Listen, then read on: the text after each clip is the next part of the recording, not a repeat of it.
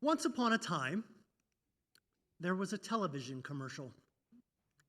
Can't remember the brand that they were selling, but I'm pretty sure it was a car. In the ad, our hero gets asked the question, "So, what do you do?" And instead of the typical expected cliched response, what we get is a series of vignettes about camping, hiking, fishing, and off-roading, because this is a car commercial. But the point I took was rather sharp. We are more than our jobs, hopefully a lot more. This is fitting, I think, this Memorial Day, a day where we're asked to remember those family, friends, neighbors, and ancestors who have gone on before us, those who have died in service to our country. A day where we also honor and acknowledge our own losses here at UUSG. Exactly. Well said.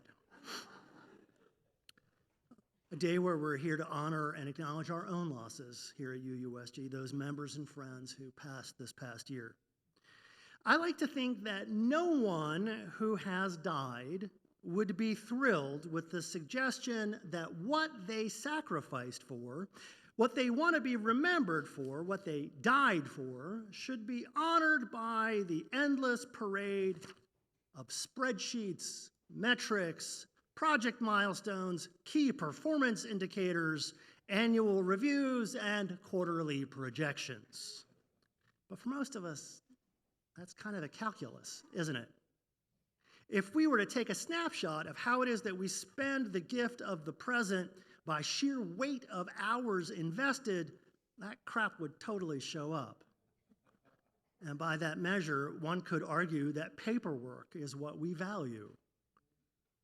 It's not weird. Okay, fine, it's a little weird. But this is what capitalism is and does. It consumes the most vital part of our days during the most vital years of our lives, and in return, if we're lucky, we get enough reward that we get to keep coming back for more of the same until we die. Don't get me wrong, I'm a big fan of capitalism. That may be strong. I just know what the historical alternatives are, and I'm not a fan of some of those. This does not say that capitalism is good, but I'm going to save my Bernie Sanders impersonation for another sermon. Instead, today, what I want to do is remind you that all of this, is not the future we were promised. The whole Industrial Revolution was sold to us on the idea that innovation, that acceleration, that mass production would reward us, not only more wealth, but instead it would reward us with more time. Time to live, laugh, love, time to create, time for family, for leisure, for curiosity, time to dream. Instead, we are measured not on the fullness of our lives, but on our productivity, our monetization of our daily work. We invest our time and energy accordingly, not in our networks of mutuality, not in our associations of community, not in our living our ideals out into our larger world, not in our friends, our family, and certainly not in ourselves. It's as if we have forgotten that we are not a product.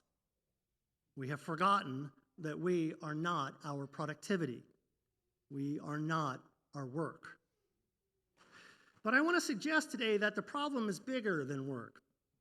The scope has crept, as it were.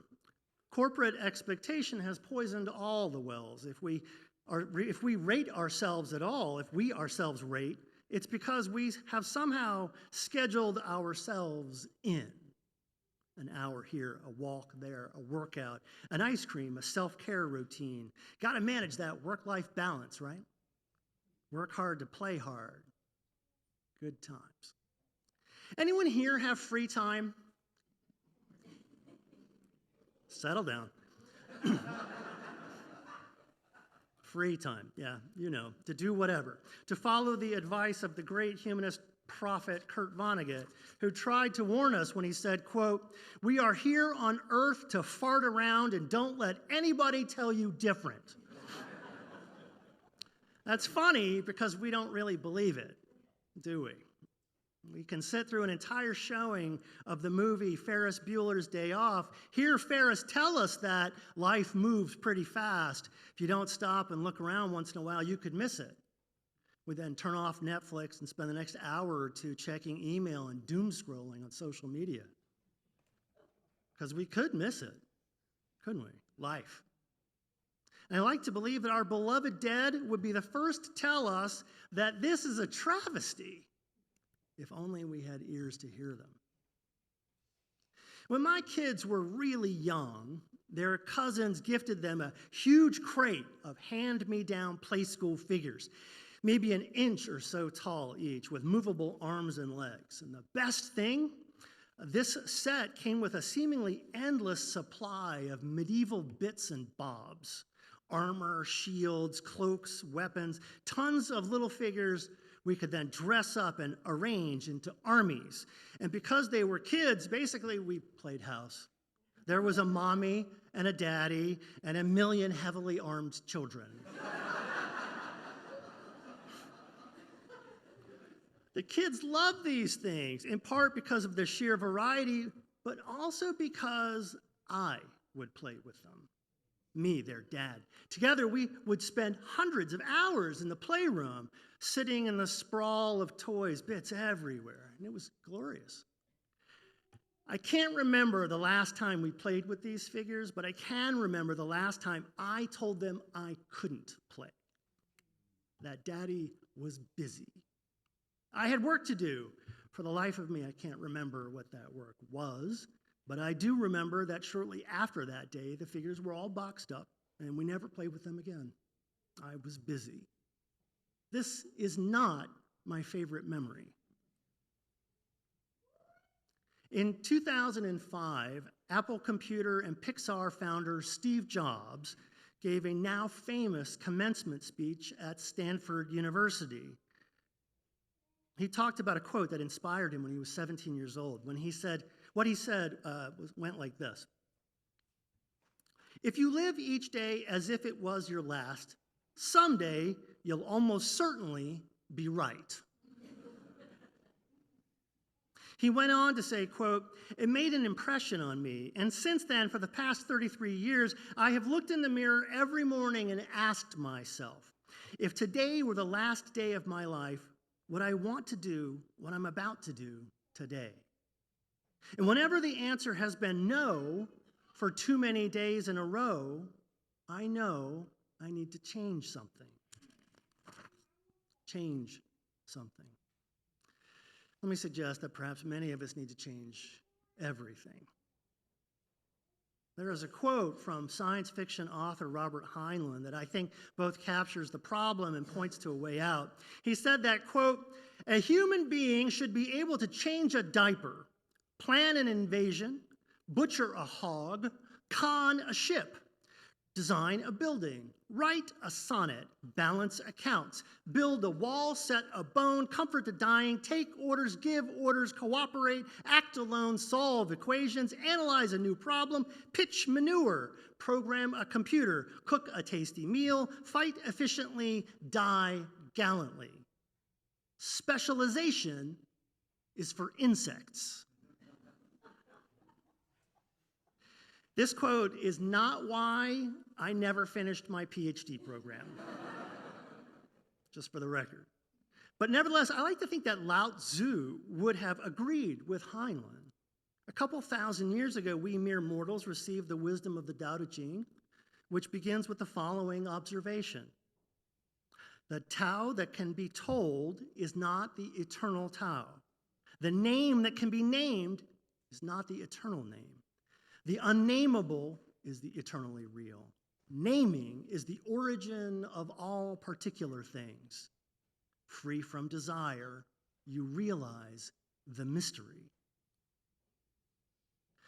Since I first encountered it, I've always found the poetry of the Tao Te Ching to be equal parts evocative and perplexing.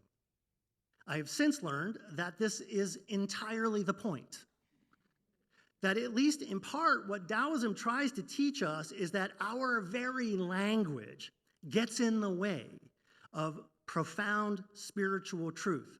And in exactly the same way that culture, bias, expectation, and work can get in the way of living a whole and meaningful life. To get the message, you have to somehow get behind your words. Truth and meaning and identity all get buried under the weight of practice and the experience of living. We collect ideas, burdens, and obligations like an anchor collects coral. Soon enough, the anchor is lost to sight.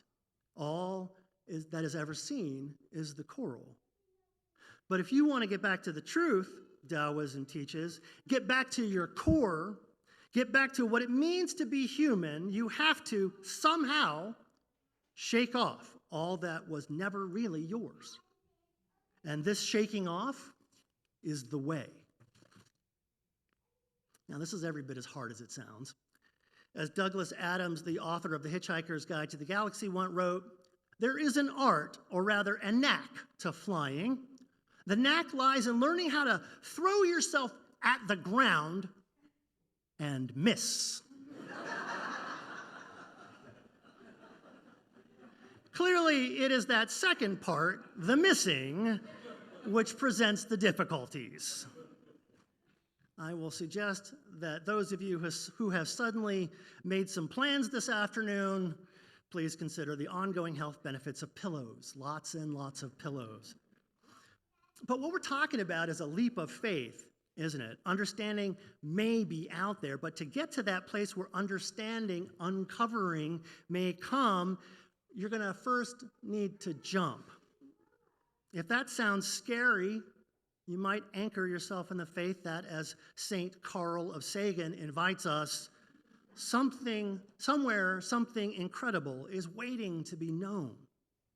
Personally, I find that exciting. And seeking my humanity sounds like a solid answer to St. Mary of Oliver, who keeps asking, what will you do with your one wild, precious life?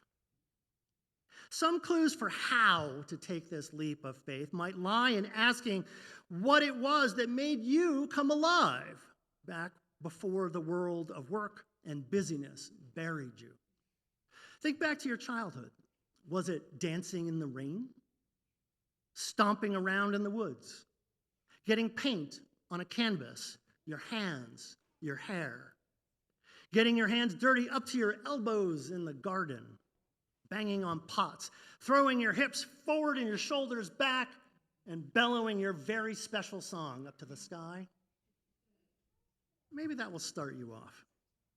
My good friend Bhante Sujatha of the Blue Lotus Temple would suggest that meditation and mindfulness might be a bit less painful than throwing yourself at the ground. Less entertaining for me, that is, but less painful for you, probably. But it is getting reacquainted with yourself, with the you that lives in your heart, ever really a bad step to take? I think not. But let me offer a few more prompts for your meditative contemplation. When was the last time you took a class? It doesn't matter what. And I don't care how old you are. Life is growth, so learn something. I'd like to suggest that art is one of those brilliant places that even the inept can get some satisfaction and inspiration. My father-in-law, after 3 successive careers, found a 4th in art. Yes, he was that kind of annoying. But if you have a digital phone, chances are you have access to a camera far more capable than what you could have purchased 40 years ago. Maybe you could start there. Or how about pottery? An ashtray may not be all that useful these days, but what about a mug, a vase, or a bowl? A high school friend of mine got her PhD in archaeology, taught for 20 years, and now sells pottery, in part because she finally gave herself permission to do it. That's her job. let me remind you that you are never too old to learn a language. For example, I'm still learning English. What about botany? Who here can identify local plants? So show of hands. Anybody? Cool. How about invasive species? Yeah, all right, right. How many plants in your garden have plans to take over the world? Right? Might be good to know, just saying. Anyone here know how to make Italian wedding soup? Oh, that's a good one. Yeah. Or how to make a good meatball? There should be more hands. How about egg noodles by hand? That's where we're going for lunch. How about banh mi, zil tibs, or poutine? Anybody know how to make any of those? Can you make a souffle, a Black Forest cake, a San Francisco sourdough? When was the last time you watched the sunrise, made a wish on a shooting star, blew on a dandelion puff, saved a spider from disaster, splashed in puddles out in the rain? Let's go a different direction. When was the last time you called your mother, your sibling, your neighbor? When was the last time you invited a stranger out to coffee? When was the last time you carried a sign to celebrate a homecoming or protest an injustice? When was the last time you sat with someone who was grieving, served a meal to someone who was hungry, donated clothes to someone in need, or paid off someone else's debt? When was the last time you wrote a letter to someone by hand, in cursive? Someone you haven't seen in forever, or maybe someone you've never even met. When was the last time you read a story to a child?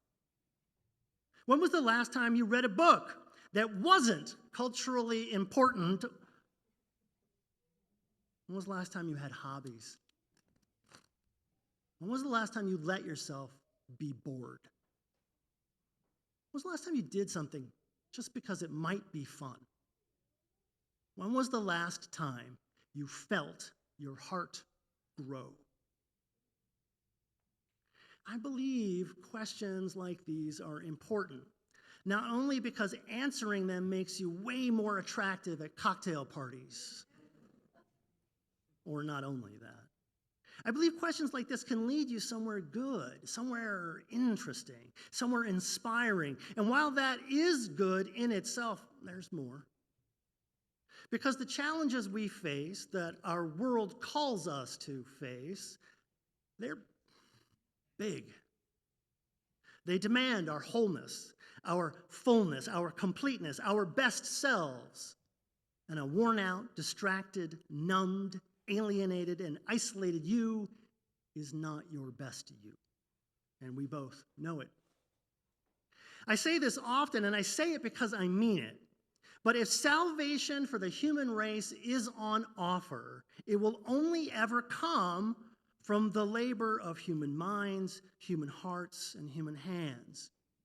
Your minds, your hearts, your hands, yours and mine. What I need, what the world needs, is all of you. I need you to be human. And that is what Memorial Day is really all about, I think, or could be about. Not just gratitude, not just fond memories, and not just memento mori, that old Stoic saying, remember to live because one day you will die. Because Memorial Day should be about more than just surviving. Survival is insufficient. We owe the dead more than that. And that's why you, me, all of us need reminding. You need to remember that being human means many things and should mean many things. You must remember, in the face of everything, all the hate, all the busyness, all the distraction, all the lies, and all the in-between stuff from all of the doomsayers, in spite of everything, you still get to choose. You are a child of God, both fearfully and wonderfully made. You are the spark, the light, the way. You are rainbow whimsy crossed with glorious purpose, admixed with fiery curiosity, and burnished bright under the promise of joy. You are more than your work, more than any job, more than whatever little box they try and stuff you into.